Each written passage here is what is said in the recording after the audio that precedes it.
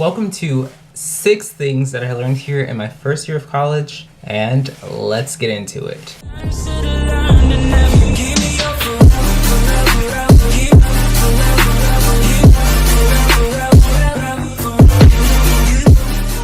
Hey, it's your boy Dre coming at ya with another YouTube video, and like I mentioned earlier in the beginning of this video, today I'm going to be discussing 6 things, that's right, 6 things that I have personally learned or had reiterated from my experience here in my almost full year in college. So let's not waste any time, let's get right into it. Number 1, I think that this is one of the most important things that I've learned so far in my time here in college, and that is that not everyone, who comes to college is here for college. Like, college isn't for everyone, okay? So if you have the opportunity to come to college, or if that's, the decision that you make after you graduate from high school, like, take advantage of that and take it seriously. It's really gonna make an impact and kind of affect, your life thereafter, whether you graduate in 4 years or 8 because you're double majoring or med school or law school or whatever. But take that seriously if that's something you want to do, because not everyone who goes to college finishes college or even starts college. Some people end up choosing to go to the military or to the workforce or to trade school instead, because that might be the path for them. I think number 2, what I would say is number 2 is that expect to be disappointed, underwhelmed by the type of food service that your university provides. I would always suggest going with a low expectations. That way they can always surprise you if the bar is a lot higher than you expected it to be. But if you go in with high expectations, you can only be disappointed if your expectations aren't met. Me personally, I think that our university cafeteria is okay. Food could be better.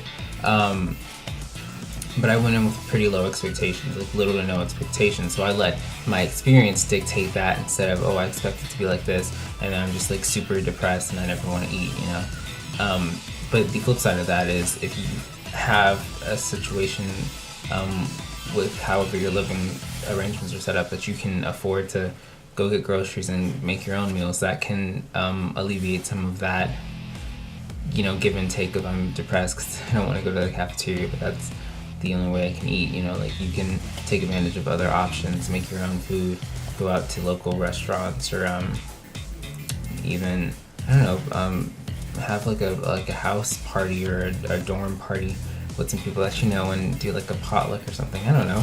Get creative with it. It's college. It's real life. Number 3, and this one is definitely a biggie. It's laundry.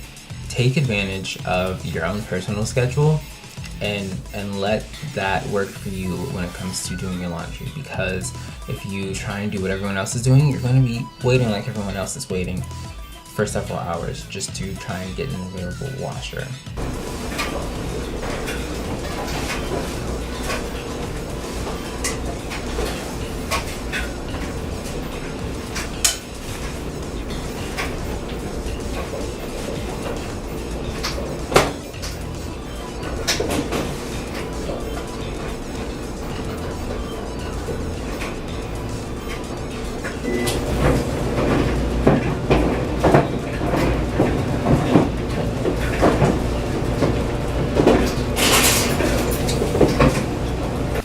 Would be I would say roommates in your living situation, whether that's an apartment or a dorm.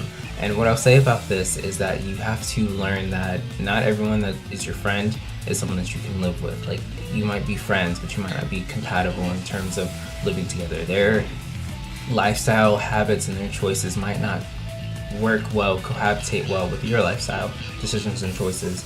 So keep that in mind. Choose to live with somebody that you can live with, not someone that you're friends with, because just because you're friends with them, living with them might not be easy, and it might actually even strain your friendship, okay? And I would say live with someone that's like-minded like you. Don't live with someone that's like all of your opposites, unless that that will work for you, because you won't have any conflicts. Number 5, I would say, is your environment, actually wherever it is that you live, as far as like your personal space, and don't don't use this video as a good indication of that, because my room is a mess right now because I'm cleaning and doing laundry and everything. But you're more productive in a space that you feel comfortable.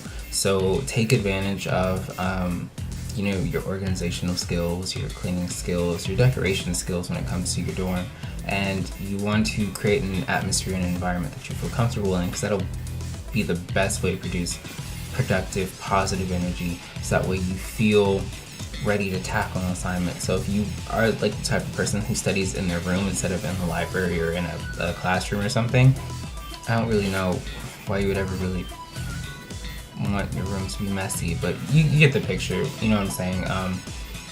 Like if you're like that type of person, like make sure that there's enough organization that you're not like losing stuff, and that like it's not gonna affect how you live day to day. I had a stint a couple of weeks ago where my room was a mess and I was just struggling and I couldn't do anything, and I just had to postpone working on my homework until I like organized my room and got a little bit neater, because I had no productive energy. And then I did that and I could knock out my assignment because I felt good, my space felt good, and I felt productive in my space. This last one was kind of tough, but I guess I'd have to say that number 6 for me, it has to deal with social media, Netflix, pastimes, way to, you know, enjoy yourself after hours, or, you know, whenever you've got free time. Oops, that's my phone, and Snapchat. But what I want to say to that is, be careful with those things. In high school, maybe you could afford to not study for a test and just be on Snapchat all night the night before, or watch Netflix the night before, and you can go into your test and pass, because high school, it's easy. In college, it's not like that. You definitely need to study, and you need to make the time to study and do your assignments. And so if you are constantly getting distracted by Snapchat or Netflix or going out to a party or whatever, you need to temper that, and you need to be aware of what things distract you, so you know how to best counteract that. Okay, Snapchat is your not Snapchat, I mean Snapchat's a good friend too, but Netflix is your best friend but also your worst enemy at the same time, because it is a great way to pass time, but it's also a great way to eat up all the time that you could be using for studying or sleeping, so that way you're well rested. Because I, like any sensible, sane, normal college student, I've had times and experiences where it's like, you know, 10 o'clock, 9:30, 10 o'clock, and I start watching a show on Snapchat. Not Snapchat, I keep saying Snapchat. I start watching a show on Netflix, and you're like, you know, I'm just gonna finish this episode. The next thing I know, it's like 12, 1, 2:30 in the morning, and, you know, I'm still chucking through. I've probably finished the season by now. I'm on season 2 or season 3. That's not good. That's not healthy. That, I mean, like, it's okay on the weekend when you've not got any structure. Maybe you're just knocking out some assignments, but like when you're in the middle of the week and you've got classes, that's not good. That, take care of yourself, get enough sleep, Snapchat, Netflix, whatever. It'll be there for you when you get out of class. Promise. So that's it for me. That is the 6 things that I've gotten out of this first year. It's not all the things that I've gotten out of, but it's all the things I'm gonna put in this video. If you guys are interested in seeing, you know, another part to this, like another 5, 6, 10 things that I learned my freshman year, let me know in the comment section down below. At me on Twitter or Instagram, DM me, be like, yo, I really enjoyed this video, make a part 2, yo, and tell your friends to do the same thing, and I will get on that for you guys. But thanks so much for watching. If this is your first video of mine, welcome. I hope that you enjoyed this video. I hope you found it relatable or insightful, or maybe a little bit entertaining, with me not being able to speak and keep saying Snapchat instead of Netflix. Who knows? To my D3 squad subscribers, supporters, followers, thank you guys so much. You guys are awesome.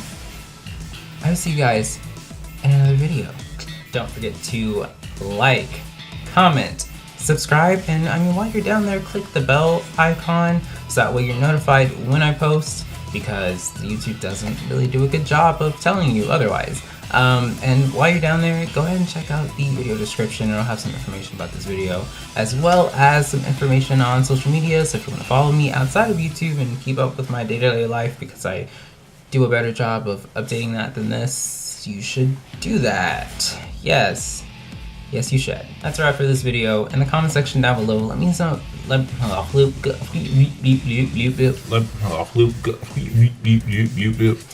me know some other kind of videos that you'd be interested in seeing in the near future, so I can get some ideas and get working on some of that stuff for you guys. I have some ideas already, but I want some more. But that's it for this video. Thank you guys so much for taking the time to watch. Also, if you didn't know, my sewing video is almost at 10K views. So if you're interested in a part 2 to that, I'm thinking about making one. You should let me know in the comment section down below. But that's it for this video. Thank you guys so much for watching. And remember, one love, one people, one world. That is a wrap for this video. I will catch you guys in another one real soon. Peace out.